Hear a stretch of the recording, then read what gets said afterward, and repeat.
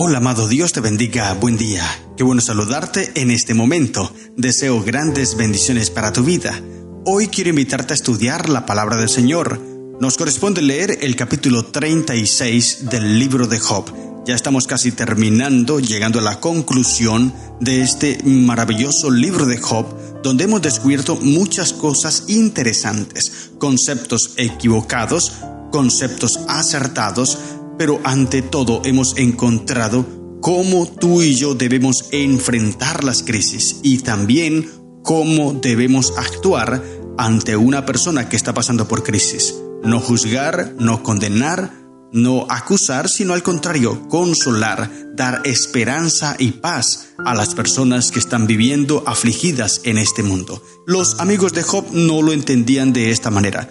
Ellos tenían unos conceptos de Dios, claro que sí. Algunos conceptos que estaban acertados, tenían razón en algunos conceptos, pero de otros conceptos totalmente equivocados, porque pensaban en un Dios que está lejos del alcance del ser humano, en un Dios que no se interesa en nuestro fracaso o en nuestro éxito, pero se equivocaban en la comprensión. Dios sí está pendiente de nosotros y Él nos cuida. Ahora, en el capítulo 36, Eliú continúa hablando. Y el discurso de este capítulo va hasta el capítulo 37 y luego ya guarda silencio Eliú. Y él sigue hablando porque siente la necesidad de hacerle entender a Job que debe callarse, que debe ser humilde, porque el concepto que los amigos de Job tienen es que Job no es humilde, que Job es arrogante, se quiere excusar y pues lo que le está pasando es justo. O sea, Dios no está siendo injusto con él, le está dando lo que merece. Este es el concepto que manejan así, a manera general, manejan los amigos de Job. Ahora, Eliú en el capítulo 36 y 37 habla sobre la grandeza de Dios, para dar a entender también que pues Dios es grande, soberano, poderoso y que Él no debe pedir permiso a las personas para actuar.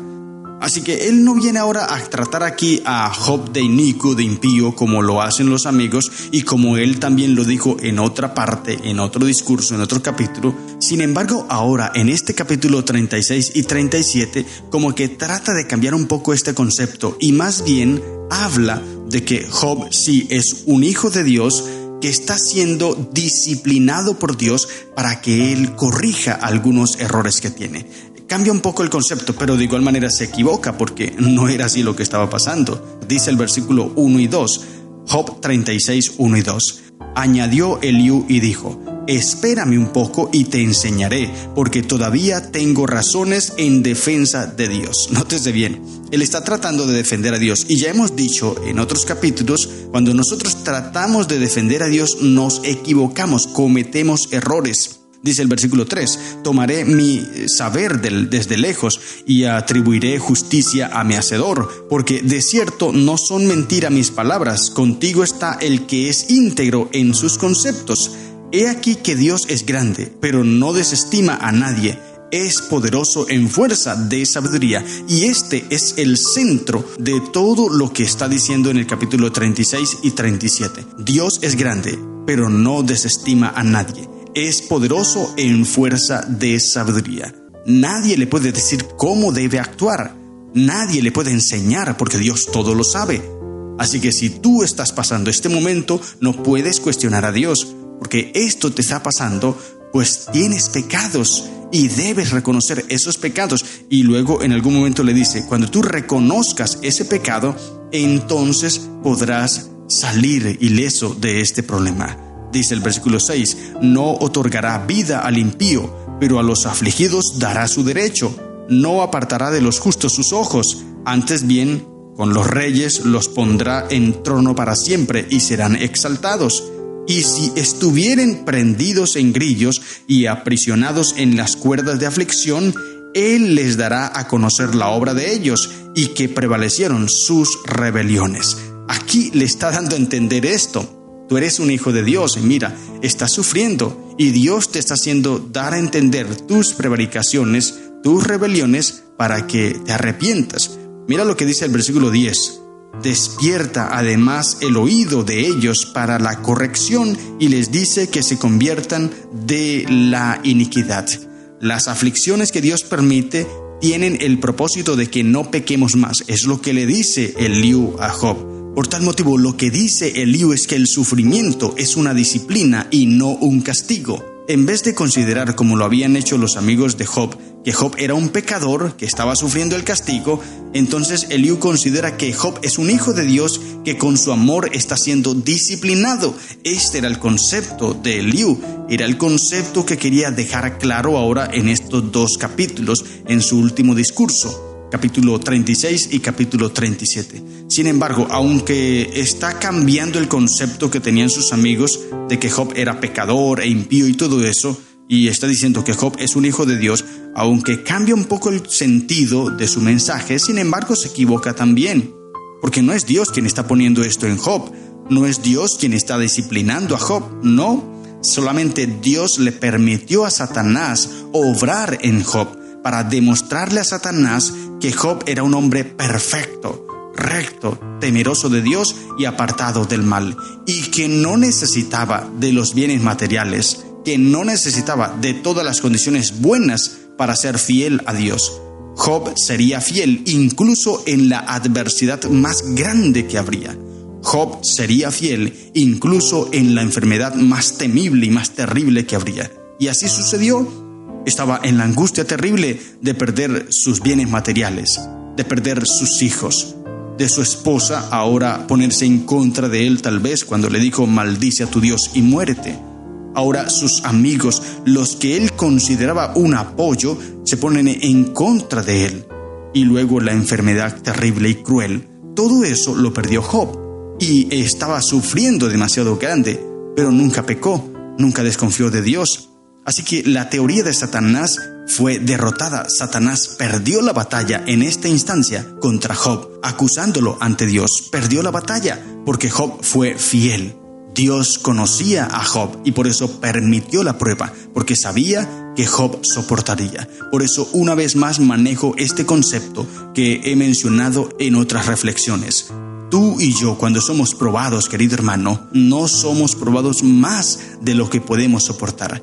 Por eso, si en este momento estás pasando una angustia, un problema, una crisis, una prueba grande, querido hermano, déjame decirte que estás siendo probado de acuerdo a la medida de fe que tienes. Por eso debes cobrar ánimo al saber que puedes soportar, que puedes sobrellevar esa carga, esa aflicción, esa angustia y no te dejes oprimir por ella. Al contrario, enfréntala en el nombre de Cristo Jesús.